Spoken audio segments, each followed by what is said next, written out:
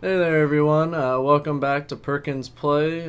This time we're going to be reviewing Fez. Today I have here with Luke O'Rourke, who had played all the way through. I'm just going to be asking him a few questions about it. So let's go ahead and get started. Luke, what did you think about Fez? Derek, I really enjoyed it. It's a very good game. It's a retro style game in every sense of the aspect, and it does a lot of things well.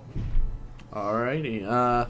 A lot of people I don't know know definitely for me. I'm not a big indie fan. Right. So what exactly is Fez? What is the background of Fez? It is a pretty obscure title.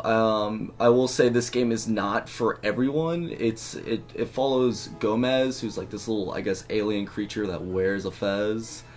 And yeah, I mean, he kind of runs through this world and collects cubes, anti-cubes, and like you said, it's an obscure story. It's not really, nothing's really clear. But that being said, it does hold your attention enough and long enough, I should say, to make a pretty good game. Overall, what do you think about the story? Was it satisfying to play, or I don't think people are going to be playing this for the story. I think, it's only 5 to 7 hours long, but it will, like I said again, it will hold your attention. I did play through this and thinking, oh, well, what is at the end? What is the purpose of Fez? Why are they showing me all these intricate, weird signs on the game? And so, yeah, it does collect your attention enough. what did you think about the gameplay? I saw that they had kind of introduced like a 3D kind of aspect to it. What'd you think about that? I loved it. I loved every second of it. I played with Rick, and he was switching around and switching the world around, and I was just, my mind was getting blown. There's a lot of cool. Phil Fish, the director, he does a lot of cool puzzles and I guess right here hell. A lot of cool gameplay mechanics that work well, and the turning and the switching of the 3D world. It's a lot of fun.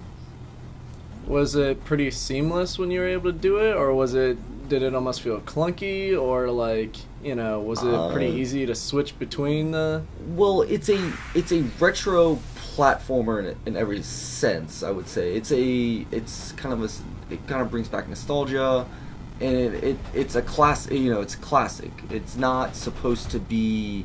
It's supposed to be challenging. It's not supposed to be something that the casual gamer in today's standards has played before, if that makes sense. Yeah. It's even the music. It's all very old school. It feels old school, and it's fun. I enjoyed it a lot. But again, I don't think a casual gamer is going to look at this and be like, "Whoa, this looks interesting."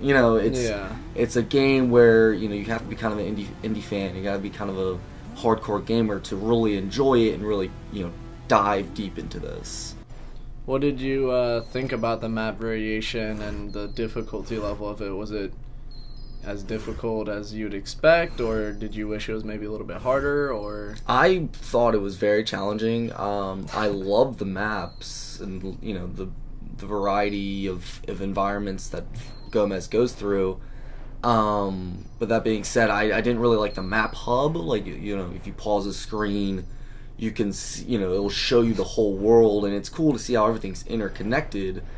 But it's like very confusing. You really don't know exactly where to go, and again, it's very frustrating at points. yeah, I can tell in the hell part you seem like you were struggling. Yeah, this was difficult. This was very difficult, to say the least.